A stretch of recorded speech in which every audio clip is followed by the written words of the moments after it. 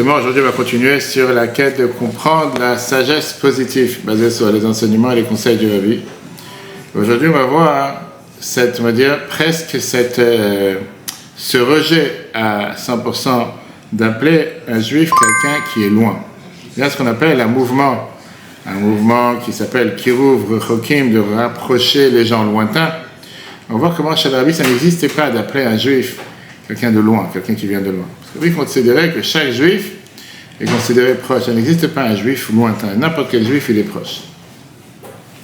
Alors, regardons ensemble. On a vu la dernière fois, dans le dernier cours, on peut voir sur automa.fr comme quoi n'importe quel être humain, il est basé et il est considéré par rapport à son âme, qui est tout le temps attachée à Dieu. Maintenant, on est obligé d'abord de retourner dans ce qui se passait en Europe à la moitié du XVIIe siècle.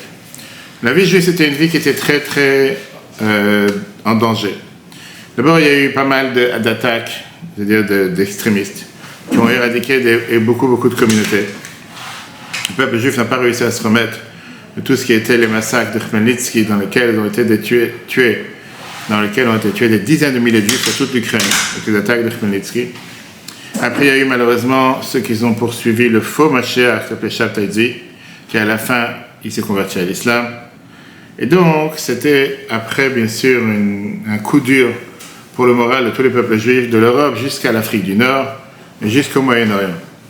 Même du point de vue, on va dire, culturel et du point de vue social, le peuple juif était presque en décomposition. Il y avait un énorme décalage entre l'élite, voilà de ce qu'on vient de parler, et entre les gens lambda, les gens simples. Et à part ça, tu avais la majorité des juifs qui se sentaient comme s'il n'y a pas d'espoir, voire aucune valeur spirituelle. Apprendre la Torah et le lien avec Dieu, c'était, on va dire, ça faisait partie d'une minorité du peuple juif. Si ce n'est pas suffisant, au même moment, tu as eu ce qu'on appelle le mouvement de la Haskalah, qui a existé, qui était justement commencé à pénétrer parmi tous les jeunes étudiants à travers toute l'Europe, qu'ils ont abandonné la communauté, la religion, ils sont partis voir, on va dire, cette magie, qui est une fausse magie de soi-disant liberté. Automatiquement, du point de vue matériel, spirituel, voire financier, les Juifs d'Europe, ils étaient presque sur le point de ne pas pouvoir se relever, on ne voyait pas l'espoir. Et c'est sur cette période-là, dans l'histoire, la deuxième moitié du XVIIIe siècle, que le fameux Baal Shem Tov a commencé à exister, le fondateur de le mouvement chassidique, qui était comme un docteur qui vient agir dans un endroit où il y a un grand attentat avec beaucoup de blessés. Le Baal Shem Tov, il s'est tourné essentiellement pour aller voir tous les gens qui étaient rabaissés, tous les gens qui étaient blessés. Face à la souffrance, face à la peine, il a répandu la joie. Face à l'oppression, il a répandu tout ce qui était la liberté spirituelle. Et à travers tous ces juifs simples, il est parti répandre la lumière divine, la sagesse divine. Le Baal Shem Tov s'est cherché à réveiller cette neshama. Et c'est pour ça qu'il a propagé tous les secrets de la Torah Tanista, la Torah cachée, qui jusqu'à présent faisait partie seulement de l'élite. Et pas tout le monde avait, c'était pas abordable pour tous. Avec des chansons, avec des histoires, avec une émouna pure, simple émouna.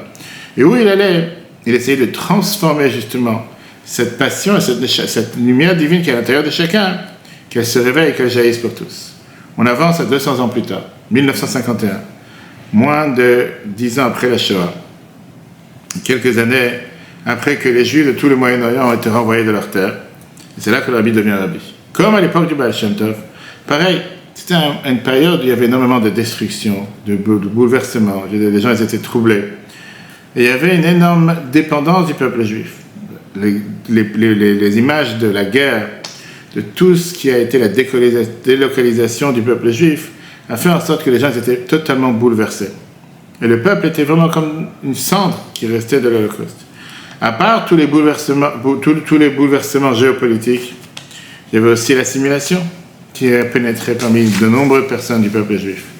Les juifs religieux étaient comme très très peu nombreux. Ils préféraient s'enfermer sur eux-mêmes ou dans leur institution. Les autres courants aussi s'enfermaient sur eux-mêmes. Et c'était comme, on va dire, une scission on ne voyait pas comment ça allait s'arranger. Mais le Rabbi est venu, il a commencé à montrer la responsabilité, pas seulement envers ses proches, mais envers tous les peuples juifs. Sur ses larges épaules, il a pris le rôle de gérer le peuple juif. Et il a demandé de rendre au peuple juif qui était totalement brisé son union, son amour envers Dieu et sa émouna. Cette stratégie, c'était pas simple, c'était pas sans défi à relever. Comme a justement résumé le grand rabbin d'Angleterre, le Rav Jonathan Sachs, qui était pendant plus de 20 ans le grand rabbin d'Angleterre, que le rabbi cherchait derrière chaque juif avec amour, comme ils ont été poursuivis par haine dans le passé par les nazis. Donc ça, c'était, on va dire, la motivation derrière toute l'action qui était sans précédent du rabbi. Cette vision était justement de dépasser toutes ces limites de ces groupements chassidiques ou la communauté religieuse en général. Le rabbi l'a dit dans le monde entier. Il a demandé d'ouvrir la maison juive à tous et d'inviter chaque juif sans différence. Et le rabbi s'est toujours battu pour montrer comme quoi chacun il a sa place, sans différence de l'endroit où il vient, où il a été éduqué, son intelligence, son étude de Torah, ou même la manière comment il pratique les mitzvot. Et ça, c'était une approche qui venait dire que le judaïsme représente plus une famille qu'une religion. Appartenir à la famille n'est pas dépendante de ce que font telle ou telle personne de la famille. C'est quelque chose qu'on ne peut pas changer. Ça peut briser des disputes qu'il y a dans la famille. Parfois, tu as des disputes qui peuvent être très très dures, mais ça ne peut pas enlever le lien familial. Chacun il a une place autour de la table. Un juif, c'est un juif, ça fait partie de la famille. Rien ne pourra faire une tâche sur son lien qu'il a avec Dieu. Le rabbi a continué le chemin du Baal Shem Tov. Le rabbi a fixé que tous les juifs qui vivent après la Shoah ont le mérite et le devoir de dévoiler cette lumière qu'il y a autour d'eux et dans leur entourage. Et le rabbi avait toujours répété comme quoi chacun il a de quoi proposer, chacun il a de quoi mettre la main à la pâte et éclairer le monde. Tu n'as pas besoin d'être un grand rabbin ou un grand rabbi pour faire ce travail. Chacun méritait d'avoir une neshama et personne peut dire qu'il n'y a que lui qui peut refléter la lumière de Dieu par rapport à tel ou tel neshama. Un groupe d'étudiants dans les années 60 sont venus voir le rabbi, lui ont demandé c'est quoi le rôle du rabbi. Le rabbi a répondu. On peut comparer le travail du Baal Shem Tov à le rapport qu'il y a entre une lampe et la centrale électrique. Le Baal Shem Tov s'était d'expliquer que chaque juif, sans distinction, il est attaché à la centrale électrique. Et à l'intérieur de chacun d'entre nous, on a ce bouton pour pouvoir allumer la lumière. Si tu cherches le bouton, l'interrupteur, tu vas le trouver. On ne peut pas savoir depuis le départ quel est cet interrupteur. Ça se fait que c'est un seul mot. Mais quand tu dévoiles cet interrupteur qu'il y a chez chaque juif, tu peux découvrir la source profonde qui se cache dans sa neshama, dans son âme, et automatiquement ce puits de lumière qui est à l'intérieur de chacun d'entre nous. Comme le Baal Shem Tov à son temps, la Bible a répété plusieurs fois que chaque juif à l'intérieur de lui il a une neshama éternelle, que sa lumière ne dépend pas dans la condition de vie ou dans le choix comment vivre jusqu'à présent.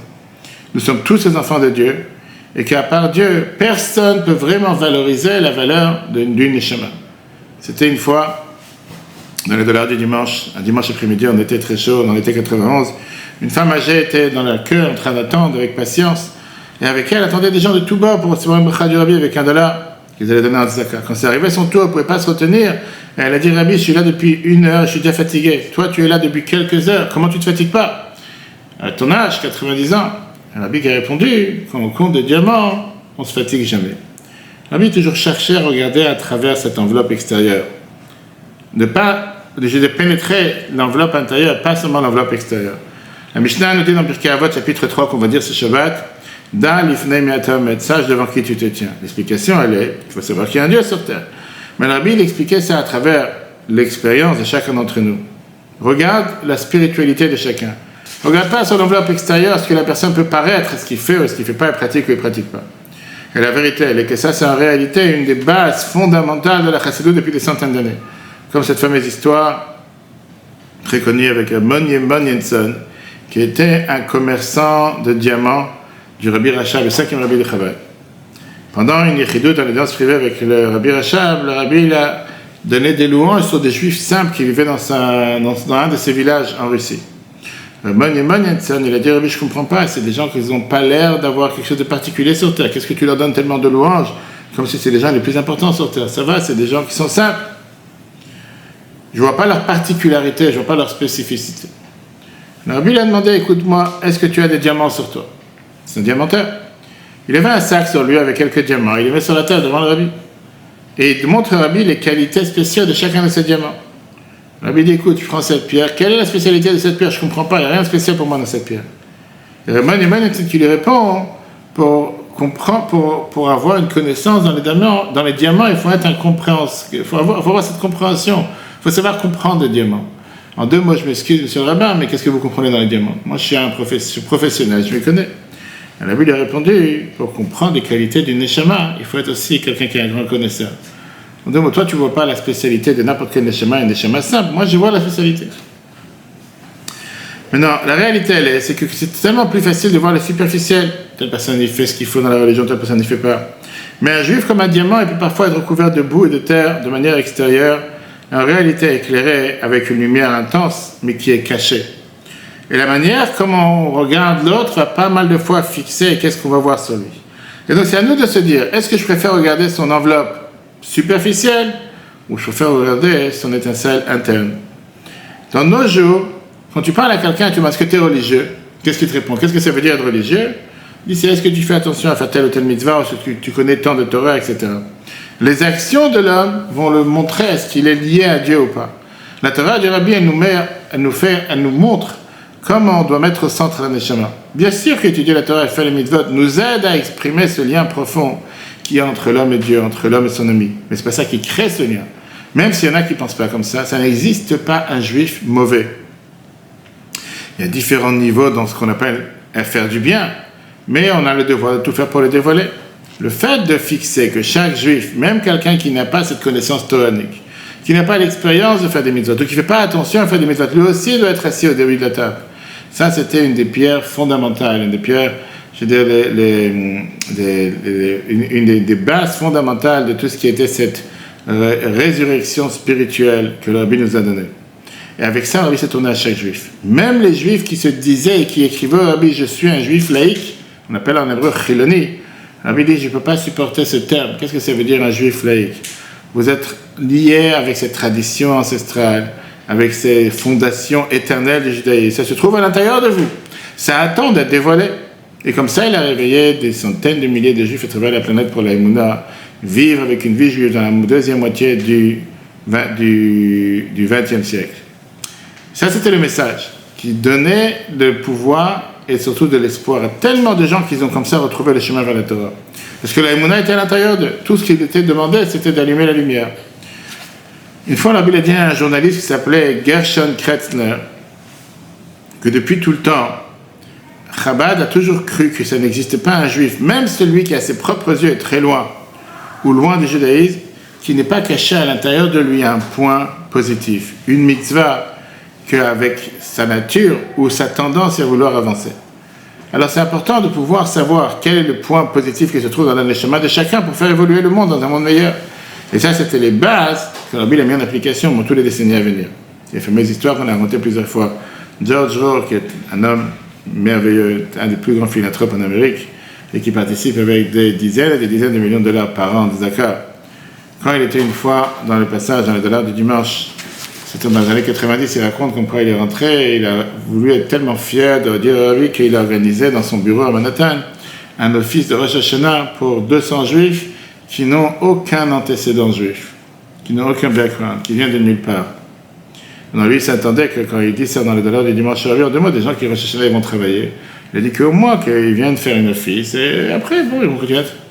Mais il s'attendait à ce que la Bible dise bravo, que la kavod, c'est merveilleux. La Bible le regarde et il lui dit, tu dois expliquer à chacun d'entre eux qu'ils ont tous des antécédents, ils viennent tous d'Abraham, Yitzhak et Yaakov, Sarah, Rivka, Rachel et Léa. Il n'existe pas un juif qui n'a pas d'antécédent. Avec cette manière de regarder la neshama juif, la Bible a éclairé les yeux de tous ceux qui participent justement à ce qu'on appelle ces mouvements de rapprocher les égarés ou rapprocher les gens lointains. La Bible disait à chaque fois quand quelqu'un lui dit je fais telle et telle chose, je rapproche telle et telle personne de loin, lui, ça n'existe pas un juif loin. Un juif n'est pas loin, un juif est proche, ou il n'est pas encore assez proche. Mais il était contre ce sentiment de supériorité qui peut parfois donner un sentiment à certaines personnes qui agissent envers les autres, que moi je suis mieux que toi, toi tu n'es pas encore assez religieux, tu n'es pas encore assez pratiquant, moi je suis mieux. Le grand Ramallah, il a raconté au Rabbi qu'une fois, quand il travaillait dans ce mouvement de pouvoir rapprocher les gens lointains, le Rabbi l'a réparé, il avait dit, tu ne peux pas mettre une étiquette sur aucun juif qui est loin. On ne peut pas fixer qui est loin, qui est proche, nous sommes tous proches de Dieu. Comme le modèle spirituel du Baal Shem Tov, le Rabbi a réveillé cette neshama à l'intérieur de chacun d'entre nous. Avec cet amour et ce souci pour la neshama, le Rabbi a considéré que chaque juif est un juif pieux, pas seulement un juif pieux, chaque juif c'est un tzaddik, comme c'est écrit dans la Mishnah. À la fin de la vie du Rabbi précédent, plusieurs de ses disciples, chassidim proches, le Rabbi les a réunis et leur a dit qu'on cherche quelqu'un qui cherche les mérites du peuple juif et qui va être le défenseur du peuple juif dans le monde entier. Après que le rabbi est devenu rabbi, les gens ont compris à qui faisait allusion le rabbi précédent. Dans son premier discours, le rabbi avait déjà mis la base comme quoi l'amour du prochain, c'est une condition fondamentale pour pouvoir guérir le peuple juif de se relever de tout ce qui était pendant le Shoah. Le rabbi Fitzrak, il a vu cette approche importante et le rabbi est celui qui a mis ça en application. Cette approche, c'était de toujours regarder le point positif au lieu de critiquer, de toujours avoir pitié, de toujours avoir de la peine, de toujours avoir, de la compassion à la place d'éloigner, à la place de repousser. Et avec cette émouna, cette foi qu'il y a eu dans l'âme juive, mais dans chaque être humain, là oui, il s'est dit que notre devoir, c'est de toujours renforcer chaque point positif qu'il y a chez l'autre et lui donner le pouvoir d'agir encore plus. Comme la Mishnah nous dit dans le Pirkei Avot qu'on a vu la semaine dernière, juge chacun de manière favorable. On doit toujours avoir cette approche de venir défendre le comportement de chacun et pas vouloir à chaque fois rabaisser l'autre. Mais le rabbi, c'était plus que ça. C'était de pouvoir apprendre à donner du mérite à chacun. C'était comme de pouvoir découvrir le mérite qui se cache à l'intérieur de chacun d'entre nous. Et on peut dire que ça, c'était le point positif et la manière comme le rabbi a voulu éduquer chacun d'entre nous. Le fait d'être têtu, de voir et d'accentuer sur la bonté et le bien qu'il y a chez chacun. Il y avait une fois un vice-président d'une université américaine importante qui donnait beaucoup de son temps pour aider les institutions d'éducation juive à recevoir des fonds du gouvernement. Il a énormément réussi et il était content de voir toute la liste des institutions en Amérique grâce à son aide, grâce à ses efforts. Après quelques temps, il a vu que malheureusement son aide descend. Il ne réussit pas à aider comme avant. Il a commencé à vérifier, voir ce qui se passe. Et il a vu que ces demandes n'arrivaient même pas au bureau gouvernemental. Et il a vu que pourquoi ces demandes n'arrivaient pas? Parce qu'ils étaient systématiquement stoppés par un des responsables juifs, qui trouvait des failles dans chaque demande, et pour ça, ils ne les a pas passés au bureau qui devait les faire passer. Un des dollars du dimanche, un des jours de dimanche, quand le rabbi donnait des dollars, il est venu, il a dit, Rabbi, la situation, ça me dérange, voilà ce juif. Au lieu de nous aider à pouvoir recevoir des fonds que le gouvernement donne pour ces institutions, il fait tout pour les empêcher. À la fin de sa phrase, il dit comme ça, Rabbi, écoute bien. Dans le passé, quand il y avait quelqu'un qui mettait une embuscade, qui mettait un piège pour empêcher quelque chose qui aurait pu faire du bien avec notre peuple, les tzadikim de la génération se mélangeaient d'en haut pour s'assurer que cet homme-là ne soit hors état de nuire. En deux mots, le faire disparaître. Je demande au rabbi de faire la même chose pour cette personne. C'est pas normal.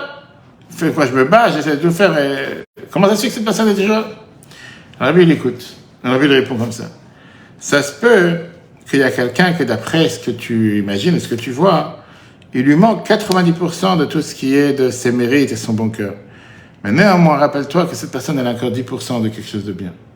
Peut-être qu'il fait énormément de mal. Il fait certainement aussi quelque chose de bien. Comme ça, le rabbi s'est dit, peut-être, tu vois à l'apparence le mal que la personne y fait. Mais tu ne veux pas dire que cette personne, elle est 100% mal. C'est sûr qu'à l'intérieur de lui, il y a un fondement bien. C'est pour ça qu'on voit à travers maintes reprises comment le rabbi refusait pas de critiquer, mais d'envoyer des pics ou d'être dur avec certains juifs. Parce qu'à chaque fois, le rabbi regardait leur essence profonde et pas regarder sur leur comportement superficiel. Et même si parfois c'était la manière comment ils se comportaient dans la Torah et les mitzvot, à chaque fois, le rabbi essayait de protéger publiquement les juifs qui ont abandonné le chemin de la Torah, le chemin religieux. Une personne a raconté au rabbi qu'il a honte de voir quelqu'un qui vient à la synagogue dans l'endroit loin pour compléter un minyan, pour compléter l'office, mais que pendant tout l'office, il est en train de lire un journal. C'est quoi cette bêtise? Soi-disant, il vient de loin pour compléter le minyan, et quand il est au minyan, au lieu de prier, il fait autre chose. Le rabbi dit, c'est dans cette situation typique que je vois le lien profond qu'il y a avec chaque juif. Voilà, quelqu'un qui s'est éparpillé dans les lointaines du monde, au droit le plus loin, et il s'est éparpillé, il s'est éloigné pas seulement géographiquement, mais même mentalement et même intellectuellement, à tel point qu'il est totalement déconnecté de la prière ou d'une synagogue. Et néanmoins, cette étincelle divine, comme l'Admour HaZaken dit dans le Tanya, c'est une parcelle divine éternelle. Cette neshama, elle demande de s'exprimer. Dans ce cas-là, il s'exprime comment? Par ça qu'il donne la permission à d'autres juifs de venir prier avec Minyan. Et c'est pour ça qu'il vient de loin pour aider qu'au moins les autres juifs pourront prier avec Minyan. Et alors, si tu fais attention, il n'a pas mentionné un mot du point négatif. Alors lui, il ne prie pas. Mais au final, grâce à lui, les gens peuvent prier. Dis merci, c'est déjà quelque chose de positif. le rabbin Stockhammer, il a parlé une fois en audience privée, et il a parlé de cette approche unique du rabbi. Le rabbi l'a dit comme ça. Un juif qui se lève le matin de Kippour, et qui choisit que Dieu nous en préserve de se couper les cheveux, de manger un bon repas, de prendre la voiture, d'aller à la synagogue pour prier les prières du jour. Et donc avec ça, il a transgressé beaucoup de péchés graves le jour de Kippour, et qu'il est assis 1 heure ou 2 à la synagogue pour prier. Ces heures-là, ils ont une énorme valeur aux yeux de Dieu. D'abord, parce que pendant cette 1 heure ou 2, il s'empêche de faire des autres péchés pendant le jour de Kippour. En plus de ça, pendant ce temps-là, il s'était imprégné de la sainteté de Kippour. Même si cette impression de Gdusha n'est pas reconnue sur l'instant T, mais elle va avoir une influence sur ses descendants et sur les générations à venir. Shimon Djigen, c'était, on va dire, un humoriste polonais-israélien qui était pas seulement humoriste par rapport à d'autres choses, mais il faisait beaucoup d'humour et il était même dans tout ce qui est satirique par rapport à tout ce qui est la religion traditionnelle. La majorité des mouvements juifs orthodoxes ne le regardaient pas comme un grand tzaddik, parce qu'il se moquait avec l'humour, etc. Après son décès, le rabbi l'a rappelé dans ses paroles à ses chassidim une phrase qui est écrite dans la Gemara. La Gemara, elle raconte dans Ta'anit 22 qu'il y avait un groupe de blagueurs, un groupe d'humoristes qui ont mérité de rentrer au monde futur parce qu'ils faisaient rire le monde. Le rabbi dit que la Gemara ne dit pas que ces gens-là, ils sont rentrés au monde futur parce qu'ils ont eu une grande étude de Torah où ils étaient des grands tzadikim, mais parce qu'ils ont réussi à faire réjouir les gens. Dans tous ces cas-là, à chaque fois, il essaie de retrouver le point positif spirituel, même si c'est le point le plus banal. Des juifs qui ont eu peut-être un très très petit rapport avec le judaïsme, mais il essaie de tout faire pour ne pas critiquer ces gens-là. Parce que la Bible, c'est tout de s'efforcer de regarder sur les points positifs. Et à chaque fois, en essayant de trouver ce qu'on appelle un limud zchut, trouver leur mérite. Parfois, c'était le fait que tout ce qu'ils ont subi, ça a fait qu'ils se sont éloignés de la religion. Et même quand c'était des fois des débats politiques ou des débats communautaires très très intenses, à chaque fois, l'arbitre est celui qui se tenait malgré tous les autres dirigeants. L'arbitre préférait les protéger. Alors que c'est des gens qui recevaient beaucoup de feu et beaucoup d'attaques de différents groupes religieux. Et il faisait ça en disant que c'est plus important de s'inquiéter pour le bien-être de ce juif que sa renommée populaire. En juin 1976, c'est une période, c'est ce qui s'est passé ces périodes-là, ce mois-là. Il y avait un vol qui est parti de Tel Aviv à Paris et qui a été détourné par les terroristes de l'OLP. Ils l'ont fait atterrir à Entebbe et à Ouganda. Pendant les 7 prochains jours, la presse du monde entier parle sur les prisonniers, sur les demandes des terroristes, sur les débats, etc. À la fin, les forces de Tsahal, ils ont réussi à époustoufler le monde parce qu'ils sont venus avec cette attaque de 90 minutes héroïque dans laquelle ils ont libéré 102 personnes parmi les 106 personnes qui étaient là-bas et neutralisé les terroristes. Après cette semaine de bouleversement international, on a entendu des critiques de deux extrêmes. D'un côté des Nations Unies et de l'autre côté des groupes religieux extrémistes. Il y a les diplomates et les grands, consulats qui ont dit comment est-ce possible une chose pareille? Légalement, comment tu as le droit d'agir, etc. Mais les attaques des rabbins étaient beaucoup plus dures. Eux, ils se sont dit d'abord, qu'est-ce qui s'est passé? Et deuxièmement, ils ont dit, quel sens théologique, spirituel, quelle importance ça a pour nous? Ils n'étaient pas prêts de reconnaître que c'était un miracle. En se disant que puisque c'est des soldats non religieux, ils étaient là-bas pour aller sauver des autres juifs, ça n'a rien à voir d'un miracle. C'est pas... Le rabbi, à plusieurs reprises, cette période, c'est en 1967 dans les Fabringen du rabbi, à 4 reprises, le rabbi montrait son approche positive, en disant que pas seulement il faut remercier le courage et l'abnégation de soi des soldats de Tzahal qui se sont mis en danger pour vivre des âmes juives, et tout ce qui est écrit dans la Torah, que tout celui qui sauve une seule âme, c'est comme s'il a sauvé un monde entier, à plus forte raison beaucoup d'âmes. Il dit que ces soldats, ils ont servi comme un pion dans les mains de Dieu, et que leur réussite, c'est un miracle divin. Et donc, en conséquence, que Dieu les récompense avec une énorme bénédiction sans limite. Sur ces mots-là, les gens, ils ont critiqué le rabbi. Comment tu peux donner de la gloire et comment tu peux glorifier à des gens qui, sans arrêt, transgressent les lois de la Torah les plus sévères, les plus importantes? Et le rabbi a répondu à ces attaques. Mais même à ces attaquants, le rabbi a essayé de trouver un mérite. En disant que ça se peut que cet homme-là, qui ne regarde pas avec un bon œil un juif non pratiquant, il a grandi dans une maison qui était pleine d'amour. Et donc, on ne doit pas regarder cet homme-là comme quelqu'un de mauvais, mais comme quelqu'un qui a besoin d'une bonne éducation. Même quand il y a eu ces attaques contre Rabbi, Rabbi a préféré répondre avec amour. Il n'y avait pas un débat dans lequel Rabbi n'était pas apte à recevoir et à avoir le point positif. Et c'est cette approche qui était une approche, qu'on va dire, que pour beaucoup d'autres personnes n'était pas du tout normale, qui est devenue la norme. Prochaine histoire, ça nous montre combien extrémiste était cette approche positive de Rabbi. Comment Rabbi essayait de faire en sorte que les gens qu'on les considérait les plus pires, les plus bas de notre peuple, à tel point qu'on les appelait les capots, ceux qui étaient parmi les nazis, qui étaient considérés, c'était leur rôle, ils étaient eux-mêmes prisonniers dans les camps dans les camps de concentration, et leur rôle, c'était de surveiller les autres prisonniers pour apporter aux nazis. Harvey Svedosson, un journaliste américain, et il s'est beaucoup occupé avec beaucoup d'idées, comment mettre en application ces différentes idées. En 1964, il a interviewé le Rabbi. Et il a parlé avec le Rabbi des questions éthiques douloureuses de la Shoah, comme le fait qu'il y a eu beaucoup de dirigeants de communautés juives qui écoutaient les Allemands et qui ont même marché la main dans la main avec les Allemands pour des gains personnels. Il dit, j'ai essayé de développer et je voulais comprendre comment on est arrivé à ce qui s'est passé dans la Shoah qui a effacé, qui a éradiqué 6 millions de juifs et comment le peuple allemand s'est comporté et surtout la communauté juive. Et c'est quelque chose qui a fait beaucoup de mal dans le monde occidental, surtout depuis que s'est sorti le livre de Hannah Arendt sur le jugement de Eichmann. Il dit que dans sa réponse, le Rabbi n'a pas mentionné aucune phrase déconnectée, que ce soit de manière théologique ou philosophique. Pas comme un autre rabbin qui avait dit que c'est les fautes qu'ont fauté les personnes qui ont été tuées pendant la Shoah, pour ça ils ont été punis par Dieu. Le Rabbi avait totalement une autre approche. Le Rabbi a regardé l'approche politique de ce qui s'est passé à l'époque, l'énorme difficulté de faire ce que Dieu demande sous un régime totalitaire. Le miracle, le Rabbi dit, que malgré tout ça, il y avait un moyen, il y avait des gens qui s'opposaient. Il y avait une organisation qui a réussi à s'opposer. Et le Rabbi dit, à ça, je ne m'attendais pas. Que malgré tous ces gens qu'on dit qu'ils étaient totalement déconnectés, ils ont eu cette force de s'opposer. Aux yeux du Rabbi, pour le mérite de ces dirigeants qui se sont rebellés contre leur peuple, c'était le fait de dire que le Rabbi disait qu'ils n'avaient pas la possibilité d'agir de manière différente. Et donc, bien sûr qu'il y a eu des gens qui se sont rebellés dans les plus hauts placés. Ça, c'est quelque chose qui était tellement clair face à différentes conditions, qui était tellement abominable.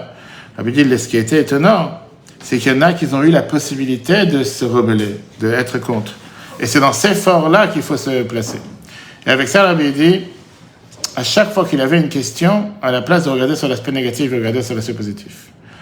Alors, il a continué à demander au Rabbi, le Rabbi lui a demandé, c'est quoi ta conclusion? Est-ce que tu penses que ces employés qui étaient utilisés et qui étaient malheureux, ils auraient dû se rebeller, se révolter? L'autre, il a répondu non, c'est sûr que non, ils n'avaient pas la possibilité de le faire. Et tout d'un coup, il a compris à quoi le Rabbi voulait l'amener. Le Rabbi dit, tu ne pouvais pas proposer avec le meilleur bon cœur à faire une révolution parmi ces employés malheureux qui vivaient dans un pays libre. Tu n'étais pas capable de voir une possibilité quelconque pour eux de pouvoir se rebeller. Donc comment tu peux penser que les gens qui vivaient sous les nazis pouvaient se rebeller? Ce même Rabbi qui a découvert ce potentiel qui est chez chacun d'entre nous, nous a demandé comment nous on a le devoir de regarder le bien qu'il y a chez chacun et d'avoir cette miséricorde envers les différents défis qui peuvent l'emmener. En d'autres mots, il n'y a pas quelqu'un qui n'a pas de mérite, il n'y a pas quelqu'un qu'on ne peut pas s'identifier avec ses défis, même si ça paraît les plus pires de notre temps. Le cours on replay sur Torah.fr, la semaine prochaine on verra qu'est-ce que ça veut dire la fameuse histoire que la Gemara nous raconte avec Elisha ben Avouya, qui était celui qui était considéré le plus pire de ceux qui ont fait tous les bêtises sur terre. Et néanmoins, lui aussi il a réussi à faire tchouva, lui aussi il a réussi à réparer. Que ce jour se transforme en jour de joie et d'allégresse, et le jour de Tisha B'Av en jour de fête, comme la Gemara nous dit au Lipat Tachanun, avec la venue de Mashiach. Très bonne journée à tous, et si Dieu veut, à la semaine prochaine.